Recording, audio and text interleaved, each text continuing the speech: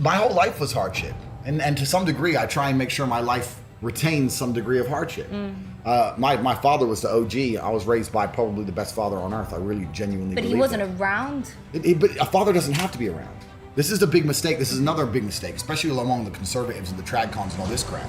The idea that a father needs to sit around like a second mother to make a child healthy is a fallacy. In fact, I'd say it's detrimental to the child. I see all these dudes out here, they have a kid and they basically become mother number two. Why? The mother keeps the child alive.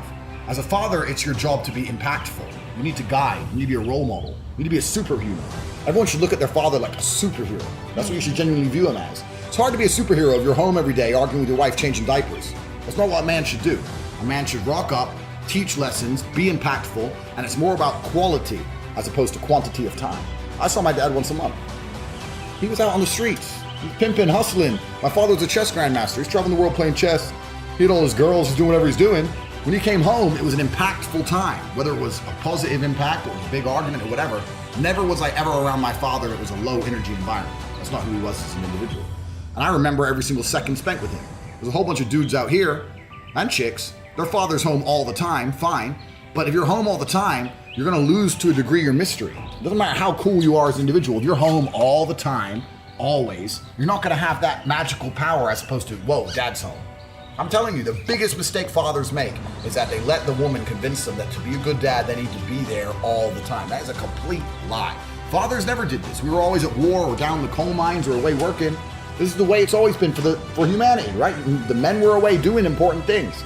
Now the man's at home changing diapers like a punk. For a female to retain her attractionness to a man, there has to be a degree of mystery. That's the first thing. So we're talking about a household where even the woman truly respects her man. There's a bunch of dudes out here, a bunch of people who are married, who are home every day, low testosterone levels, they're cucked out, and they're gonna disagree with me.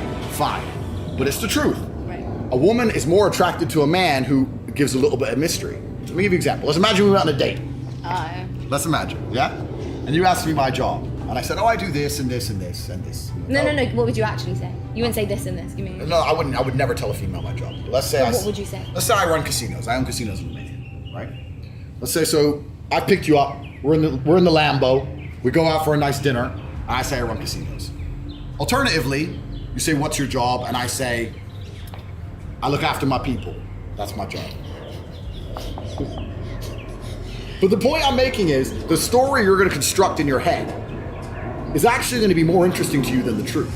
You're going to say, well, my man just 25 grand on dinner, pulled up in a $400,000 car, looks after his people. What does that even mean? And it's going to be more interesting to you. When you watch a horror movie, what scares you is not the ghost that's on the screen. It's the thing you don't see. It's just walking and there's noise, you don't see anything, and then bang, it comes out of nowhere. That's how human mind works. A degree of mystery is extremely intriguing to the human mind. So it's extremely intriguing to the female for her man, is the first thing. It's also extremely intriguing to the child for their father. Dad's home. Oh no, the whole dynamic of the house has changed. Everything shifted. Dad is home. He's been away and now he's home. Whether it's positive or negative, that has an impact on you, has a genuine effect on your psyche. I see so many fathers walk in the house and the kids are just playing a video game. Dad walks in, and they don't give a shit. Is that parenting? Are you a good dad now because you're home every day? That's why all these dudes are punks. No one can question what I'm saying when it comes to being a father or parenting, because I was raised in a very specific way, and I'm one of the greatest men on the face of the planet. So I know it works. I'm the product of it, right? So if I had a son, it would be my duty to be out here, traveling the world, making money, having impact, being a fantastic individual. That is the primary focus of my existence, as opposed to sitting there with my boy all day, every day. I can come home every 2 weeks with a story, boom. And he'll be like, Dad's the boss. So yes, Dad is the boss. It's hard to quantify in a very, very specific, quantifiable way, right? It's hard to quantify, but the point is, if you make a large enough impact, you can see if I had a son, I could see him once a year.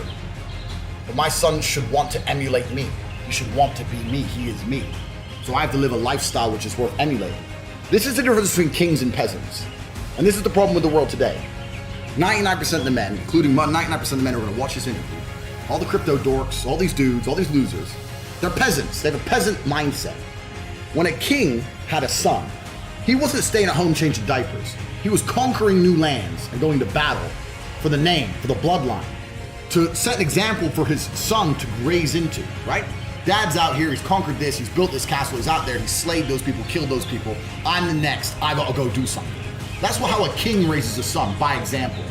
A peasant raises a son the same way a female raises a son. The fuck is this? Not parenting. That's not being a dad.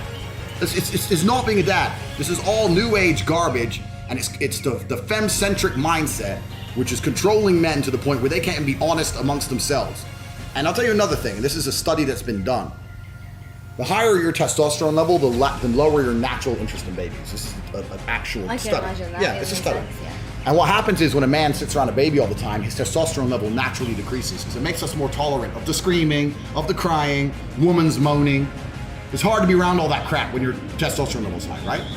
So, especially as a man, if you decide to be a second mother, to some degree, you're chemically castrating yourself. You're losing your superpowers anyway. If you have a high testosterone level, you should want to see your children, you should love your children, you should protect your children. I'm not saying you shouldn't love them. I'm saying you should pick them up, have fun with them. Wow, love you so much, been 2 hours, I'm out, see ya. That's how a father raises kids. He doesn't sit there all day, every day. That's new age garbage.